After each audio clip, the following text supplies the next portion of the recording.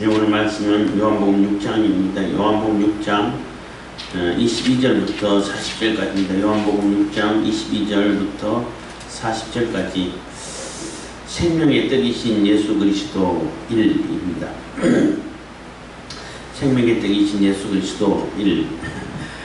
왜냐하면 다음 단락도 또한 예수 생명의 떡에서 얘기하기 때문에 일일이 나눠서 얘기하는 것인데, 예수님께서 그 보리떡 5개와 물고기 2마리로 이렇게 떡을 떼주시면서 하고 싶으셨던 얘기가 지금부터 나오는 거예요. 내가 그 생명의 떡이라는 얘기야. 내가 너희들의 생명의 권원이다 라는 것입니다.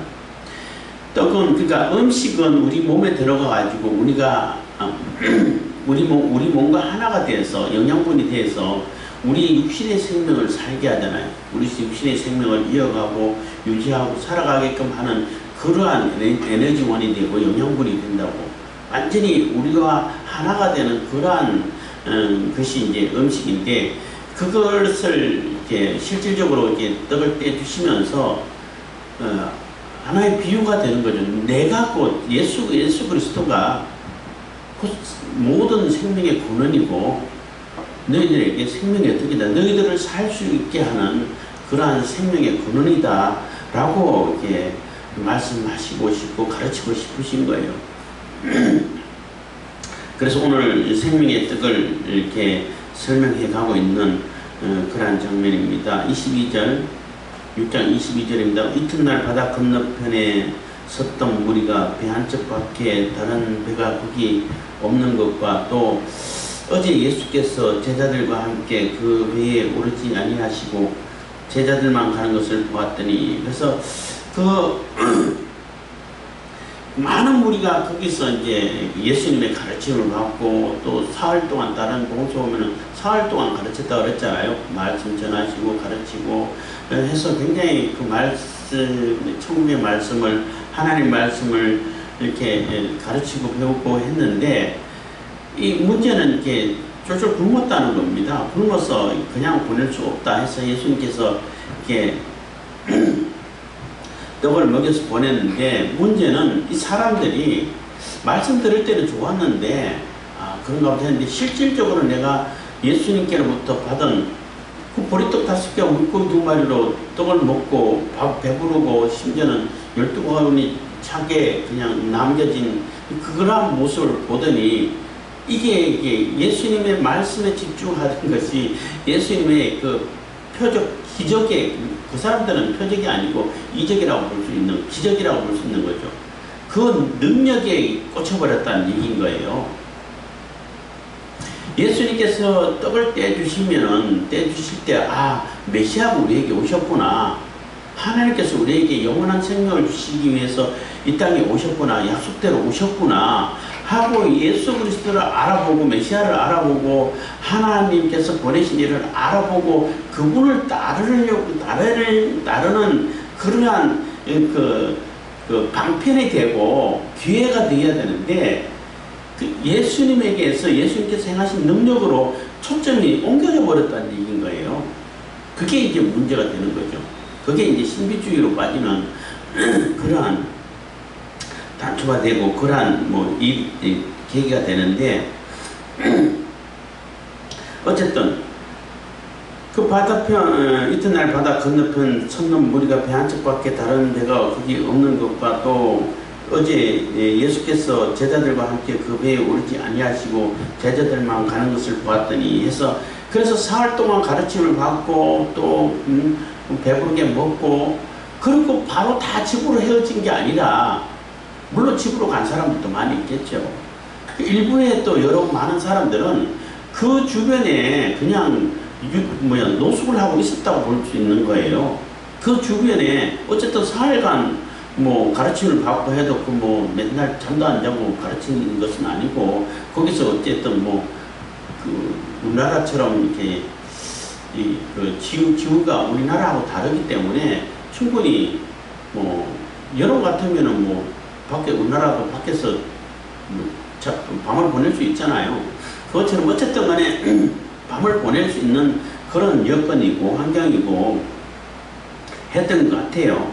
그래서 이게 예수님께서 또 뭔가를 주실 것이다 라는 그러한 기대감을 가지고 분명히 제자들을 빨리 이렇게 서둘러서 이렇게 태워 보냈단 말이에요. 보내고 예수님께서는 안 가시고 산으로 가시는 걸 보고 억지로 임금 참으려고 하니까 그냥 얼른 피해서 가는 걸 보고 아, 예수님께서는 안 가시고 여기 그대로 남아 계시구나, 요 주변 산에 계시구나 하고 자기들도 같이 거기에 머물러 있었다는 거죠. 그런데 이제 또 이제 23절은 그러나 디바리아에서 배들이 주에 축사하신 후 여럿이 떡을 먹던 그곳에 가까이 왔더라 해서 보충 설명을 하고 있는데, 이 오병이어의 그 이적을 실질적으로 떡을 먹은 사람들만 이렇게 이해하고 있는 것이 아니라 그 소문이 또 막 주변 사방에 다 퍼졌겠죠. 예? 집으로 돌아간 사람들 뭐 놀라서 그냥 막 밤을 새워서 얘기할 수도 있었을 거 아니에요. 그러다 보니까 많은 사람들이 아, 예수님이 그러한 분이구나, 그런 능력이 있는 분이시구나, 그분만 있으면 우리에게 모든 문제는 다 해결돼. 사실 그분만 있으면 모든 문제 해결되긴 돼요. 근데 그런 영적인 의미가 아니라 육적인 신앙 문제, 먹고 사는 문제, 뭐 그런 어쨌든 그런 바람을 가지고 많은 사람들이 뭐 밤에는 풍랑이 쳤으니까 이따가 아침에 다른 배들을 이렇게 끌고 배를 가지고 그쪽으로 예수님께로 또 몰려왔다는 겁니다. 24절입니다. 우리가 거기 예수도 없으시고 제자들도 없음을 보고 곧 배를 타고 예수를 찾으러 가버나움으로 갔어. 그래서 아무리 찾아도 예수님이 없는 거죠. 분명히 예수님은 안 갔다는 것을 자기들이 확인했는데 제자들만 배를 태워 보내고 가버나움으로 가라 하고 배를 태워 보냈는데 예수님이 분명히 없단 말이에요. 그래서 아무리 찾아도 없으니까 우리도 가버나움으로 가보자 하고 배를 타고 가버나움으로 갔다는 겁니다. 25절 바다 건너편에서 만나 랍비여 어느 때 여기 오셨나이까 하니, 그래서 바다 건너편에 가니까 제자들하고 같이 계시는 거예요. 그래서 너무나 놀랍고 아니 언제 여기 오셨어요? 분명히 거기 계셨는데 제자들만 알죠.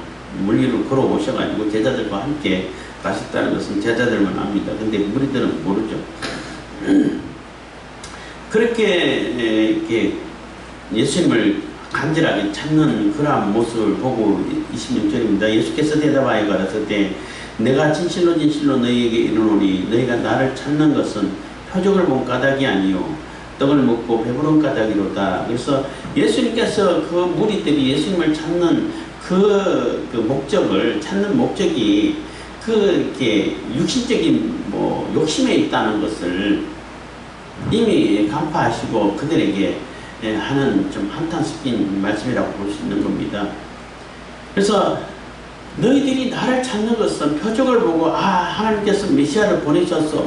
모세가 그 선지자 보내겠다 했던 그 선지자가 오셔가지고 우리에게 이제 영원한 생명을 주시고 천국을 주시고 천국의 백성을 만드시려고 오셨어. 이렇게 깨닫고 예수님을 찾아야 되는데 그게 예수님 찾는 목적이 돼야 되는데 그게 아니고 예수님께 가면 떡이 있어. 예수님께서 뭔가가 나타나고 뭔가 이적이 나타나고 신비한 일이 막 생겨. 우리는 아무것도 안 해도 돼. 가만히 있어도 돼. 예수님께 다 알아서 해주실 거야. 이런 목적으로 찾고 있다는 거예요. 그래서 너희가 나를 찾는 것은 표적을 본 까닭이 아니요 떡을 먹고 배부른 까닭이로다. 27절 썩는 양식을 위하여 일하지 말고 영생하도록 있는 양식을 위하여 하라. 이 양식은 인자가 너희에게 주리니 인자는 아버지 하나님의 인치신 자니라. 그래서 예수님께서 떡을 떼어주신 것은 보리떡 5개와 물고기 2마리로 많은 5,000명, 뭐 전부 남자들만, 성인 남자들만 5,000명이니까 한 2만 명 넘는 군중들을 먹이시는 것은 이렇게 떡을 떼어가지고 무한하게 먹일 수 있는 것은 비유라는 거죠. 물론 실질적으로 떡을 떼줘서 먹게 하셨지만은 이 떡을 먹으면서 생각 좀 해보라는 거예요. 내 육신만 배부르고 평안하면 되냐? 그게 목적이 아니라는 거죠. 너희들에게 진정한 생명을 주시는 분이 어떤 분이신지, 육신의 생명도 책임져 줄 수 있지만은 영원한 생명을 주시려고 오신 그분이 누군지를 생각 좀 해보라는 거예요. 이런 일을 행할 수 있는 자가 누가 있냐는 거죠. 이게 분명히 예수 그리스도가 메시아라는 것을 분명히 알게 해주는 그러한 표적은 이게 사인, 이렇게 이정표, 이런 의미잖아요. 표시란 얘기예요. 그러니까 기적으로만 끝나는 거 아니라 기적을 통해 가지고 예수님께서 메시아라는 것을 확실하게 알려주는 그러한 사건이라는 거예요. 그래서 표적이라는 표현을 쓰는 겁니다. 그래서 제발 너희들이 생각 수준이 육신적인 그러한 그 수준에서 머물러 있지 말고 영원한 양식을 주시는 썩지 아니하는 영생토록 있는 양식을 위하여 일 좀 해라. 그런 일을 하고 거기에 관심을 가지고 거기에 목적을 두라는 얘기죠. 그래서 썩는 양식을 위하여 일하지 말고 영생하도록 있는 양식을 위하여 하라. 이 양식은 인자가 너희에게 주시리니 인자는 아버지 하나님의 인치신 자니라. 그래서 영원한 양식을 위하여 일하는데 이 양식은 인자는 예수님을 본인을 이렇게 지칭하는 겁니다. 너에게 주는데 인자는 하나님 아버지께서 예수님을 딱 도장 찍어가지고 확정하셔가지고 보내셨다는 거예요. 그래서 예수 그리스도가 하나님께서 보내셨고 하나님의 아들이시고 하나님이시라는 것을 하나님께서 확인을 해주셨다는 거예요. 확정을 해주셨다는 거예요. 인쳤다는 얘기는 도장 찍었다는 얘기인 거잖아요. 도장 찍으면 완전히 내가 그것을 인정한다는 얘기인 것이고, 완전히 내가 책임진다는 얘기인 것이고, 내가 내 소유라는 것이고, 내가 확인을 하고 확정을 한다는 의미잖아요. 하나님께서 확정을 해주신 것이고, 증거를 해주신 그러한 자야. 그 얘기는 내가 하나님께서 보내신 메시아고, 하나님의 아들이고 하나님으로서 여기 너희들에게 생명을 주러 오셨다라는 것을 설명해주고 말씀하고 계시는 겁니다. 28절입니다. 저희가 묻되 우리가 어떻게 하여야 하나님의 일을 하오리까? 그래서 하나님께서 보내신 이 인자 예수 그리스도를 너희들이 좀 눈을 뜨고 보라는 얘기죠. 그래서 너희들은 썩는 양식을 위해서 일하지 말고 영생하도록 있는 양식을 위하여 일하라고 그렇게 얘기하니까 그게 하나님의 일인데 하나님의 일이라는 것을 인식까지 했잖아요. 근데 그러면은 어떻게 해야 하나님의 일을 하오리까 하고 또 다시 이제 질문을 하는데 못 알아들었다는 얘기예요. 예수님께서 지금 하고 있는 얘기가 무슨 얘기인지 알아듣지 못했다는 얘기가 되는 겁니다. 그래서 구체적으로 예수님께서 다시 말씀을 하시는 거예요. 29절. 예수께서 대답하여 가라사대 하나님의 보내신 자를 믿는 것이 하나님의 일이니라 하시니 해서 하나님 어떻게 해야 하나님 일을 하겠습니까? 하니까 하나님께서 보내신 인자 예수 그리스도를 믿는 것이 그게 하나님의 일이야. 그 얘기는 우리 한국 사람들에게 전하는 그러한 말은 뭐냐면은 믿는다는 그 단어를 설명을 해줘야 돼요. 그 믿는 것부터 하나님의 일이다. 이렇게 얘기하면 조금 이해는 되겠지만 정확하지는 않죠.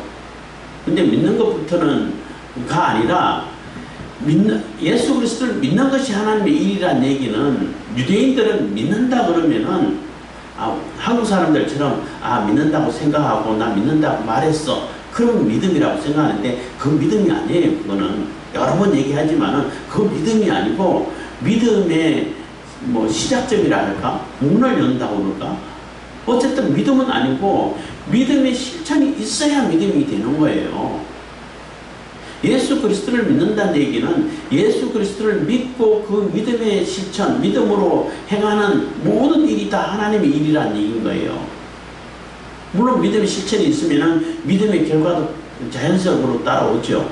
그래서 믿는다는 것 생각뿐만 아니라 믿음의 실천이 있고 믿음의 실천과 또 이렇게 믿음의 결과까지 다 포함한 것을 가지고 믿음이라고 얘기하는 거예요. 유대인들은 그걸 금방 알아들어요. 예를 들어 유대인들에게 사랑 걸으면은 사랑함으로 인해 가지고 일어나는 모든 행동이라든지 모든 상황을 다 이렇게 통합적으로 생각한다고. 유대인들은 그게 유대인의 히브리적 사고고, 헬라적 사고는 다 분석을 해, 다 분리를 해. 그래서 고린도 전서의 13장에서 바울이 헬라 사람들에게 주로 많은 이렇게 대상이 헬라적 사고방식을 가지고 있는 사람들이잖아요. 그래서 사랑을 설명하는 거예요. 유대인들에게는 굳이 사랑을 설명 안 해도 다 알아듣는데 헬라 사람들은 사랑, 그럼 어떤 사랑? 이렇게까지 한다고. 하나님과 절대적인 사랑인지, 부모님이 아이들을 사랑하는 사랑인지, 이성 간의 사랑인지, 친구 간의 사랑인지, 어떤 사랑? 이렇게 묻는단 말이에요. 그만큼 구체적이야. 그렇기 때문에 사랑은 뭐다, 사랑은 뭐다 쫙 설명을 해야 돼. 아, 그게 사랑이에요. 이렇게 되는 거거든요. 근데 한국 사람들도 헬라 사람들하고 비슷해요. 그 어느 구조들을 보면은 굉장히 분석적이야. 그래서 한국 사람에게 예수 그리스도를 믿는 것이 하나님의 일이야. 그러면 아, 나 예수 그리스도를 믿어. 나 하나님 일 다 했어. 그리고 아무것도 안 해. 그 하나님 일 아니고 하나님 예수님 믿는 것도 아니에요. 지난번에 말씀드렸지만은 믿고 기도한다 그러면은 기도만 하고 가만히 앉아 무릎 꿇고 기도하는 거 그것만 기도라고 생각해. 그리고 기도만 하고 아무것도 안 해. 너희는 또 그렇게 또 얘기하면 너희는 가만히 있으라고 했기 때문에 가만히 있어야 되는데, 그거는 내가 할 일 다 하고 내 최선을 다 이루고 더 이상 내가 할 수 없는 일에 부닥쳤을 때 그때는 하나님께서 하시는 것을 보란 얘기예요. 유대인들이 그 출애굽할 때에 출애굽하지도 않고 나 하나님께서 다 알아서 해주실 거야 하고 나가지도 않고 가만히 앉아가지고, 그리고 너희는 가만히 있으라고 했어요? 아니잖아. 도망갔잖아. 도망가가지고 바다를 맞닥뜨리고 앞에 서가지고 이제는 갈 수도 없고 뒤로 돌아갈 수도 없고 어떻게 할 수 있는 방법이 아무것도 없어요. 벼랑 끝에 섰어요. 인간적으로 할 수 있는 것이 아무것도 없을 때 그때 가만히 있으라고 해요. 그럼 가만히 있어야지. 뭐 어떻게 할 수 있는 방법이 없어요. 그렇게 해놓고 가만히 있어서 하나님께서 하신 일을 보라고 얘기하는 거예요. 그래서 사람들이 자꾸 악용을 하는데 그 상황을 자꾸 이렇게 미신적으로 자꾸 끌고 가려고 하는데 그렇지는 안 된다는 겁니다. 마찬가지로 인자를 믿는 것이, 하나님께서 보내신 자를 믿는 것이 하나님의 일이라는 얘기는 예수 그리스도를 믿고 영접하고 믿고 그 믿는 믿음으로 행하는 모든 일이 하나님의 일이라는 거예요. 예배당에서 교회와 관계된 일, 그것만 하나님의 일이고, 직장 나가서 회사 일이라든지 장사하는 일이라든지 공부하는 일이라든지 이거는 세상 일이야. 그렇지 않다는 겁니다. 내가 믿음을 가지고 있으면은, 내가 예수 그리스도를 믿고 내가 예수를 영접하고 예수 그리스도가 내 속에 계시고 성령께서 함께 하시고 하면은 내가 무슨 일을 하든 간에 하나님의 영광을 위해서 일을 해야 되는 거예요. 하나님의 영광을 위해서 일하게 되는 거예요. 내가 장사하는 일, 회사하는 일, 이거는 내 일이고, 교회에서 예배당에서 하는 일은 하나님의 일이고, 그래서 하나님 일을 열심히 하면은 하나님께서 내 일을 책임져 주셔. 그렇게 가르쳐 왔다고. 그거 아니라는 얘기입니다. 그거는 바보 같은 얘기인 거예요. 하나님을 모욕되게 하는 거예요. 그건 미신적인 얘기인 겁니다. 근데 자꾸 이제 그런 습관을 들이도록 교육을 해왔고 자꾸 미신적으로 우상 숭배하듯이 가르쳐 왔기 때문에 지금 이런 비난을 받고 욕을 먹고 또 자꾸 오해가 생기고 하게 된다는 것입니다. 절대 그렇지 않다는 것입니다. 그래서 예수께서 대답하여 가라사대 하나님의 보내신 자를 믿는 것이 하나님의 일이니라 하시니 해서 이것이 이제 이렇게 구체적으로 설명하는 분들이 별로 없어서 아쉽기도 했는데 어쨌든 예수님 믿는 것이 하나님 일이야. 믿으면 돼. 끝이야. 이렇게만 가르쳐 오다 보니까 많은 오해가 생겼던 것 같습니다. 30절입니다. 저희가 묻되 그러면 우리로 보고 당신을 믿게 행하시는 표적이 무엇입니까? 하시는 일이 무엇입니까? 정말 속이 터지죠. 예수님 입장에서는. 아니 지금까지 예수님께서 하신 일이 뭐야? 표적을 한두 번 보여준 게 아니잖아요. 요한복음에서는 7가지밖에 기록을 안 했는데 요한복음에서 7가지만 기록했지만 나중에 예수님께서 하신 일을 다 기록하려면 이 세상이라도 두 책을 보관할 수가 없다고 그렇게 어마어마한 일을 매일매일 하셨잖아요. 그리고 자기들이 직접 500여를 통해 가지고 떼주는 떡을 먹었잖아. 그럼 그 표적 말고는 더 무슨 표적이 더 필요해요. 그런데 또 표적을 보여달래. 당신이 메시아라는 것을 알 수 있는 표적을 또 보여달래. 야, 정말 속 터질만 하겠죠. 너무나 속 터지는 그런 반응입니다. 그리고 하시는 일이 무엇이니까? 지금까지 한 일이 그냥 예수님께서 하시는 일이지요. 31절 기록된 바 하늘에서 저에게 떡을 주어 먹게 하였다 함과 같이 우리 조상은 광야에서 만나를 먹었나이다. 그래서 표적을 보여주세요. 근데 그 표적이 뭐냐면은 만나를 다시 내려서 먹여달라는 거예요. 500여의 이적은 한 번밖에 없잖아. 한 번만 먹었잖아요. 근데 한 번만 먹게 하지 말고 앞으로 이렇게 매일매일 일하지도 않고 그냥 하늘을 향해서 입만 벌리고 있으면 떡이 도로도록 그렇게 해달라는 거예요. 물론 유대인들의 랍비들의 전성이라든지 유대인들의 장로들의 유전이라든지 이런 내려오는 그러한 사상에서는 그런 의미가 있다고 그래요. 뭐 제가 직접 찾아보지는 않았지만은 그러니까 모세가 광야에서 사실 모세가 준 것도 아니죠. 하나님께 주신 거죠.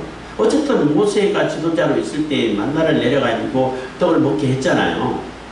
그것처럼 그 선지자가 올 때도 만나를 내려서 우리에게 풍성한 양식을 주실 거다라는 그러한 인식이 있고 가르침이 있다는 겁니다.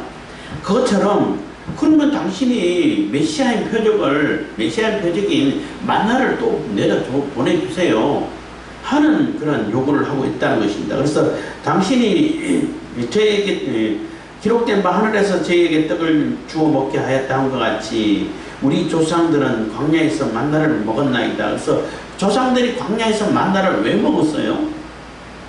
광야에서는 할 수 있는 게 없어요. 경작할 수도 없고 뭔가를 씨를 뿌릴 수도 없고 아무것도 할 수 없어요. 그렇기 때문에 하나님께서 떡을 내려서 먹게 하셨고 만나도 가나안 땅에 들어가가지고 내가 경작해가지고 그 소출이 있어가지고 소출을 먹게 될 때부터 만나가 멈췄잖아요. 우리가 뭔가를 할 수 있고 경작할 수 있고 우리가 운영을 하고 경영을 할 수 있을 때는 그것을 통해가지고 우리에게 떡을 주신다고, 양식을 주신다고. 가만히 있으면 다 내려서 주고 그냥 걷어만 먹고 그렇게 해주면 안 돼. 이게 자꾸 국민 기본소득 이런 얘기를 자꾸 하는데 국민 기본소득만 주면은 나라가 잘 살 수 있을 것 같아요? 더 못 살게 되고 사람들은 더 게을러지게 되고 아무것도 하지 못하는 그러한 존재로 바뀐다고. 기본소득을 얻어가지고 생존해야 할 사람들이 물론 있어요. 내 능력이 부족하고 할 수 없는 그러한 불의의 사람이 있다고 그런 사람들에게만 주고 기본소득을 주고 일할 수 있는 사람은 일을 해가지고 내가 소득을 내서 만들어서 먹어야지. 하나님은 그걸 원하시고 그렇게 하기를 원하신다고 또 그렇게 하게끔 시스템을 이렇게 하나님께서 만들어 주셨단 말이에요. 그럼 내가 열심히 일하고 내가 하나님의 일을 찾아서 해가지고 하나님 영광을 보고 하나님 영광에 참여하려고 이렇게 해야지. 왜 자꾸 누워서 떡 먹으려고 입만 벌리고 있으면 넣어주기만 바라고 있냐는 거예요. 그건 미신인 것입니다. 근데 지금 유대인들은 그거를 요구하고 있는 거예요. 그래서 당신도 매일매일 만나를 내려가지고 우리가 이제는 일하지도 않아도 되고 뭐 양식을 위해 가지고 수고하지 않아도 되고 가만히 앉아서 그냥 걷어서 먹기만 하면 되도록 그렇게 해달라는 거예요. 그게 메시아가 할 일이라는 거죠. 그러니까 예수님께서 그 유대인들에게 그 잘못된 오해를 이렇게 풀어주고 있는 거죠. 32절입니다. 예수께서 이르시되 내가 진실로 진실로 너희에게 이르노니 잘 들어보라는 얘기인 겁니다. 이르노니 하늘에서 내린 떡은 모세가 준 것이 아니라, 이 얘기는 뭐냐면은 하늘에서 내려준 떡은 모세가 지도자로 있었지만 모세가 내려준 건 아니잖아요. 너희들 분명히 생각해봐. 그거 모세가 내려준 거 아니야. 하나님께서 주신 것이지. 모세가 준 것이 아니다 라는 것을 고쳐주고, 또 오직 또 한 가지는 내 아버지가 하늘에서 내린 참떡을 너에게 주시나니, 그래서 한 가지는 만나를 내려주면서 하나님께서도 하고 싶으신 얘기가 있을 거 아니에요. 내가 진짜 영원한 생명을 너에게 줄 거야. 응? 참떡을 너에게 내려줄 거야 하는 그러한 상징과 의미를 담아서 만나를 내서 먹게 하셨다는 거예요. 예수님께서 500여를 통해 가지고 5,000명을 먹이신 것은 뭐 많은 사람들 먹죠. 먹이신 것은 그거 먹고 여기서 끝내, 오늘 한번 먹었으니까 끝, 이게 아니고 먹으면서 생명의 근원이 어디에 있는지, 너희들에게 하나님께서는 뭘 주시려고 하시는지 그걸 좀 생각해 보라는 거예요. 그 교훈을 받으라는 겁니다. 그래서 하늘에서 내린 참떡을 너에게 주실 거야 아버지가. 그게 누구냐면 나야 하는 얘기가 되는 거예요. 33절 하나님의 떡은 하늘에서 내려 세상에게 생명을 주는 것이라. 그래서 하나님께서 진정 내려주시는 그 떡은 영원한 생명, 생명의 근원으로 인해 가지고 영원한 생명, 영생을 이어갈 수 있는, 영생을 얻는 그러한 떡이야 하니까 아직까지도 사실 못 알아들었죠. 3, 4절입니다. 저희가 가르쳐 주여 이 떡을 항상 우리에게 주소서. 얘기는 아직도 못 알아들었어. 그럼 그 떡 우리에게 항상 주세요. 만나를 맨날 주듯이 맨날 우리에게 주세요. 아직도 못 알아듣고 있는 거예요. 이 얘기는 이제 그 수가성 여인이 그 영생하도록 솟아나는 그 물이 있다 하니까 그 물 있으면 나도 좀 주세요. 그래서 여기 물길로 오지 않아도 되도록 해서 설명을 잘하니까 그 여인은 알아들었어. 사마리아인들은 알아들었어요. 사마리아에 있는 수가성에 있는 동네 사람들도 예수님을 만나보고, 와 진짜, 그러니까 뭐 특별한 뭐 이적을 본다든지 뭐 다른 기적을 본다 이런 거 없어도 말씀만 듣고 알아들었어. 메시아인지를 다 알아들었어요. 굉장히 성숙한 그 믿음을 가질 수 있는 그러한 상태가 된 거죠. 근데 유대인들은 아직 못 알아들었어요. 이렇게까지 설명해도 못 알아들었어요.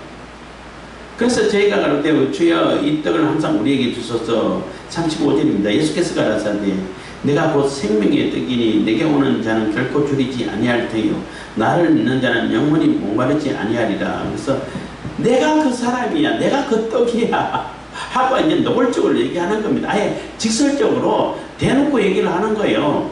응? 예수께서 가라사대 내가 곧 생명의 떡이다, 내가 곧 생명의 떡이다 라고 아예 이제 바로 얘기를 해주는 거죠. 그래서 내게 오는 자, 나를 영접하고 나와 함께하는 자는 결코 줄이지 아니할 테요. 영적으로 영원한 생명을 얻는다는 겁니다. 나를 믿는 자는 영원히 목마르지 아니하리라. 36절입니다. 그러나 내가 너희들어 이르기를 너희는 나를 보고도 믿지 아니하는도다 하였느라. 그런데도 너희는 나를 믿지 못해. 지금까지 본 것이 한두 가지가 아니잖아요. 한두 가지가 아니고 한두 번이 아니고 정말로 놀라운 일들을 매일매일 보는데 보고도 못 믿냐는 거예요. 그래서 그러나 내가 너희들을 이르기를 너희는 나를 보고도 믿지 아니하는도다 하였느라. 그래도 그것만 계속 그 신비주의만 따라가고 또 이정만 보려고 하고 표정만 보려고 하고 진짜 그 표적을 행하는 그 예수한테는, 예수 그리스도한테는 아무런 관심이 없다는 거예요. 그럼 목적이 잘못된 거죠. 그러니까 예수님이 속이 터질만 합니다. 37절입니다. 예수께서 내게 37절 아버지께서 내게 주시는 자는 다 내게로 올 것이요 내게 오는 자는 내가 결코 내어 쫓지 아니하리라. 그래서 아버지께서 성부 하나님께서 택하신 자를 얘기하는 겁니다. 택하신 자는 다 예수님께로 나온다는 거예요. 예수님께로 표적을 보고 이적을 보고 굉장히 신비적인 것을 봐도 안 오는 자는 택한 자가 아니라는 얘기가 되는 거예요. 다 예수께로 온다는 겁니다. 내게 주시는 자는 다 내게로 올 것이요 내게 오는 자는 내가 결코 내어쫓지 아니하리라. 그러니까 누구든지 예수께로 오는 자는 예수님께서 다 받아주신다는 거예요. 그래서 반드시 예수님께로 오는 자, 예수님을 영접하는 자는 다 영접하고 다 받아들이고 다 구원하시고 다 생명을 주신다는 겁니다. 한 사람도 쫓아내지 않고 잃어버리지 않으신다는 거죠. 근데 표적을 보고도 눈앞에 예수 그리스도를 놓고도 영접하지 않고 따라오지 않는 자들은 결국은 택한 자가 아니라는 얘기인 거예요. 어쨌든 38절입니다. 내가 하늘로서 내려온 것은 내 뜻을 행하려 함이 아니요. 그래서 하늘로서 내려와서 말씀이 육신이 되어서 생명의 떡으로 너희들에게 왔는데 내가 온 것은 내 개인적인 내 혼자 뜻으로 온 게 아니라는 겁니다. 아버지의 뜻이라는 거죠. 이건 이제 삼일체를 설명하면서 얘기를 했는데 성부, 성자, 성령의 하나님이 각 개별적으로 독립적인 인격을 가지고 계셔요. 수로 세면 세 분이야. 세 분인데 하나님은 하나밖에, 한 분밖에 안 계시거든. 그러니까 그 세 분 하나님이 그 뜻은 완전히 하나가 됐다는 얘기예요. 하나라는 얘기예요. 사람은 여기 여러 사람이 있는데 사람이라는 그 계층은, 그 존재는 하나밖에 없잖아요. 하나밖에 없어요. 뭐 조금 더 뭐 높은 사람이 있고 낮은 사람이 있고 최고 존엄이 있고 뭐 떨어진 존엄이 있고 그렇지 않아요. 다 같은 존엄이야. 원숭이는 원숭이고 사람은 사람인 거예요. 사람이라는 그 존재는 하나인데 근데 사람은 각 사람마다 다 다르잖아. 하나가 되기가 너무나 어렵잖아요. 그렇기 때문에 각자고 자기 뜻이 있고 자기 뜻대로 움직이고 자기 마음대로 움직이고 가는데 하나님은 그렇지 않다는 거예요. 성부 하나님이나 성자 하나님이나 성령 하나님이 그 뜻은 완전히 하나 100% 0.0001%도 다르지 않다는 거예요. 완전히 하나가 되어 있다는 거죠. 그래서 삼위일체라고 얘기하는 거예요. 세 분이시지만은 한 하나님이시라는 겁니다. 하나님이 따로 여러 분이 계신 것이 아니라 여러 존재가 있는 것이 아니라 사람도 마찬가지입니다. 그런데 사람은 각자마다 다 달라. 뜻도 다 달라. 그래서 사람이 참 지 마음대로지만은 하나님은 그렇지 않다는 거예요. 완전히 하나라는 것입니다. 그래서 내가 하늘로서 내려온 것은 내 뜻을 행하려 함이 아니요. 그래서 예수님께서 행하는 것은 예수님이 개인적인 혼자 독단적으로 행하는 것이 아니라는 얘기예요. 성부 하나님께서 주시는 그러한 뜻을 이렇게 실행하고 있다는 것입니다. 나를 보내신 39절 나를 보내신 이의 뜻을 행하려 함이니라. 나를 보내신 이의 뜻은 내게 주신 자 중에 내가 하나도 잃어버리지 아니하고 마지막 날에 다시 살리는 이것이니라. 그래서 아버지 하나님의 뜻도 성부 하나님께서 선택하셨어. 그것을 그대로 다 살리는 것이 예수 그리스도의 뜻, 성자의 하나님의 뜻이라는 얘기예요. 그러니까 성부 하나님의 뜻이나 성자 하나님의 뜻이나 똑같다는 얘기예요. 완전한 100%라 100% 일치한다는 거예요. 그래서 그것은 뭐냐면은, 그래서 예수님께서 이 땅에 오신 이유가 뭐냐면은 이 얘기도 되는 거예요. 나를 보내신 이의 뜻을 행하려 함인데 그 뜻이 뭐냐면은 나를 보내신 이의 뜻은 내게 주신 자 중에 그러니까 다 예수님께 줬다는 거예요. 다 구원하라고. 내가 하나도 잃어버리지 아니하고 마지막 날에 내가 다시 살리는 이것이니라. 그래서 한 사람도 하나님께서 택하신 자는 한 사람도 하나님께서 예수님께 다 위임해 주신 그 다 구원하라고 해주신 그 사람은 한 사람도 잃어버리지 않고 다 구원하고 살리신다는 거예요. 살리시는 이것이니라. 40절 내 아버지의 뜻은 아들을 보고 믿는 자마다 영생을 얻는 이것이니 마지막 날에 내가 이를 다시 살리리라 하시니라. 그래서 마지막 날에 부활에 참여하게끔 하시겠다는 거예요. 다 살리시고 다 하나님 나라 백성으로 요한계시록의 표현을 따르면은 하늘과 그 가운데 있는 자, 요한계시록은 하늘과 그 가운데 있는 자와 땅과 그 가운데 있는 자, 이게 땅에 속한 자, 사탄에게 속한 자라고 표현할 수도 있는데 하나님을 이렇게 거역한 그러한 존재들에게 속한 자들의 운명이라 해야 되나요? 그들의 결말과 하나님께 속해가지고 하늘과 그 가운데 있는 자들과 두 존재를 나란히 아주 평행적으로 비교하는 거잖아요. 어떤 결말을 맞이할 것인가, 어떤 결과를 가져올 것인가를 그대로 설명해주고 있는 거잖아요. 그래서 이 땅에 속한 자들은 막 환난이 쏟아지고 재앙이 쏟아지고 마지막 심판이 있게 되고 이렇게 될지라도 하늘과 그 가운데 있는 자들은 너무나 평안하고 너무나 황홀하고 또 너무나 이렇게 행복하고 아무런 근심거림 없고 눈물 다 씻겨주시고 그들이 그동안 이 땅에 있을 동안에 심판받던 그 억울함 괴로움을 그대로 다 갚아주시는 것을 보고 하나님을 찬양하고 예수 그리스도 어린 양을 찬양하는 그런 모습을 가지고 있는 것이 우리 믿는 자들, 하나님께서 택하신 자들이고, 그래서 그들을 다 먼저 살려냈죠. 먼저 죽은 자들을 먼저 믿다가 죽은 자들을 먼저 부활시키고, 살아있는 자들은 그대로 변화된 모습, 부활체를 입어서 다 이렇게 하나님께로 예수님께서 다시 오심을 맞이하러 가는 휴거라고 그러죠. 맞이하러 가는 그러한 놀라운 일이 벌어지고, 이 땅에 있는 자들도 나중에 죽은 자들 다 살려요. 그들도 부활해. 다 살려가지고 영원한 심판으로 지옥으로 던져 넣겠다는 거예요. 그게 하나님께서 하시는 뜻이란 것입니다. 그래서 결국은 예수님께서 이 땅에 와가지고 구원하시고 심판하시고 동시에 이루어지게 하시지만은 진짜 하나님의 뜻은 사실은 모든 자를 구원하고 싶은 것이 하나님의 뜻인 거예요. 모든 인류를 다 구원하고 싶지만은 그게 하나님의 마음이고 모든 만민이 다 구원의 문이 열려 있고 구원을 받을 대상이 되고 구원을 받을 기회가 있지만은 예수 그리스도를 영접하지 않는 자들은 거기에서 제외가 되는 거예요.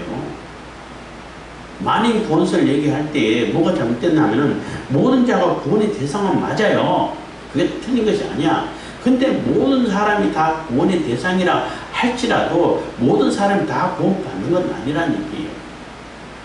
하나님께서 선택하셨고 예수 그리스도를 영접한 자만이 구원의 반열에 오르게 되는 겁니다. 기도하겠습니다. 사랑해 주님 감사합니다. 이 시간에도 은혜와 고백 주신 감사합니다.